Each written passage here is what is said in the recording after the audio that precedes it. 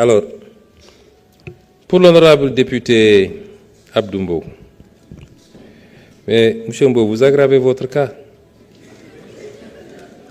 Oh, je crains que kenn mënu laa sauver parce que nag lii problème bi mooy doo wax loo xam walla loo maîtriser loolu mooy problème bi. Alors monsieur Mbow, yow jàpp nga ni bu ñu nee ministère bi yokkal nañ ko 3 milliards ci budget am rek mooy ministre ba dugal na ko ci poosam mu ngi gundaandaat parce que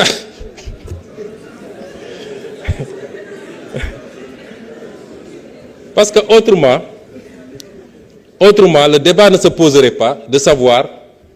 ñaata milliards la ñu yokk ci présidence wala ci primature wala fële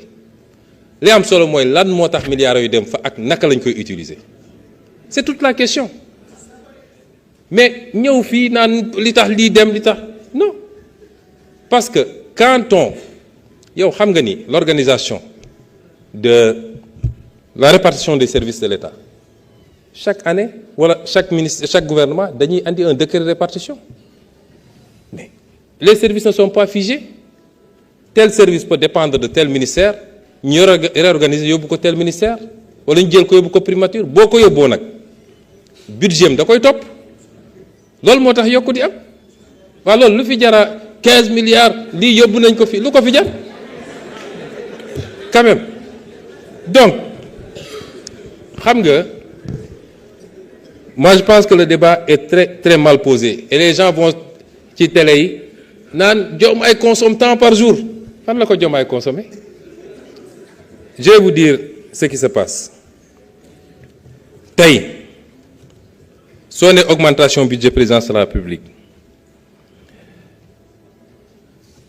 yow xam nga ñaata service ñoo rattaché à la présidence amaana fi ñu jëm ak réforme yi ñuy war a def lu bëri dina fa jógee dem feneen li dina ñëw primature li dina ñëw feneen bu soobee yàlla mais en attendant te loolu fii lañ ko fekk ci yéen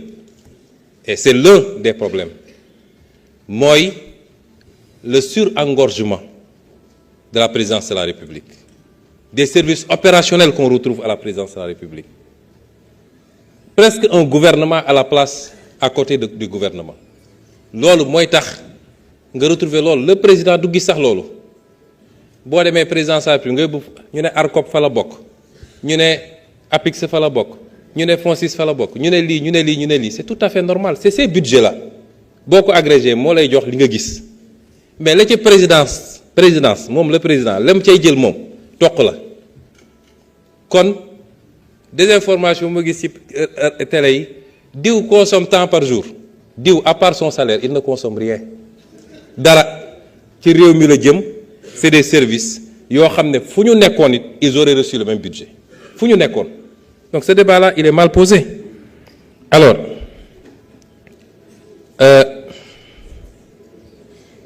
fonds intergénérationnel bi dafa topp rek fonds 6 c'est rien d'autre maa ngi ñëw ci point yëpp deuxième désinformation parce que daanaka sa fiche sax dafa réer tellement da nga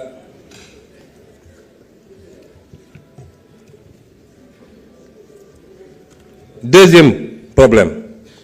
nee nga man maa ne woon fonds politique dafa aram caisse noire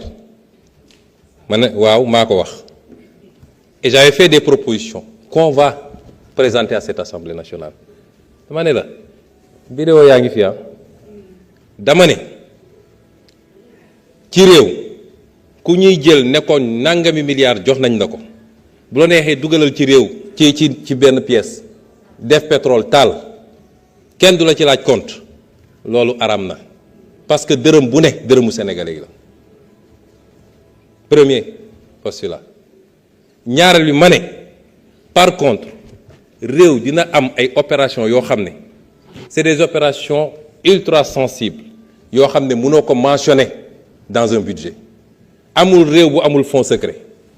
donc il faut avoir des fonds secrets mais qu'il faut encadrer avec une surveillance boo xam ne il peut y avoir 2 députés de l'Assemblée nationale un magistrat etc ñuy saytu loolu des gens qui assermentés pour xam xaalis bi fan la dugg loolu man maa ko wax. donc su ngeen jógee nee na dafa araam dafa lii dafa laa li ma wax yëpp dama ko calibrer génne les différentes possibilités yi am ne man bii mooy sama préférence te loolu ci réforme boobu la ñu war a dem. kon su ngeen jógee ne Sénégalais yi waaye neewoon na lii dafa araam nangam nangam ça c'est de la désinformation. nee nga fond vote sans débat du budget mais ça c'est de la mauvaise foi c'est de la mauvaise foi yéen ñëpp xam ngeen ni fii ak 31 décembre munoo fi def plénière ci budget bi voté ko loolu àdduna amul ku ko xamul ñun amuñu problème pour ñëw débattre fii lan moo ñu jaaxal fii ci assemblée yow quand même amuñu problème pour ñëw débattre fii alors kon si on ne vient pas c'est parce que ñun bëgguñu que le budget soit décrété par le président de la République parce que c'est une des possibilités mais am na une solution intermédiaire parce que su ngeen agir loon ni ngeen agir ne coûte que coûte il faut ngeen attaquer il faut ngeen daaneel gouvernement etc. et si on n'avait pas dissous l'Assemblée on aurait pu faire une session budgétaire nañ ko daan defee mais ñëpp xam nañ ni techniquement les gens même s'étonnent comment on a fait pour pouvoir faire ce qui a été fait loolu moo tax ñu ne bàyyi nañ leen ngeen def commission li ngeen waroon débattre yëpp wax ngeen ko fa moi j'ai été député la ngay wax fële nga koy wax fii c'est pour que sénégalais yi xam ni yaa ngi wax mais du fii la ñuy defee liggéey bi vous le savez bàyyi nañ leen ngeen dem commission on a délibéré en conseil des ministres l'autre semaine mais on l'a pas mis dans le communiqué du conseil des ministres vous savez pourquoi parce que suñ ko defoon rek ça aurait induit probablement l'interruption immédiate des travaux de commission et on ne voulait pas qu'il y ait interruption des travaux de commission ñu ne kon bu ñu ko def ci comité du conseil des ministres mais le secrétaire général n'a qu'à faire le PV le mois venu on saisira l'Assemblée parce que la loi a dit simplement après délibération en conseil des ministres on a délibéré mais c'était pour permettre au moins que les travaux de commission se passent mais ñun lu ñuy nëbb ci budget bi ñun ñi leeral lépp ba ñu gis seeni tooxi doone lan lañ fiy nëbbati quand même alors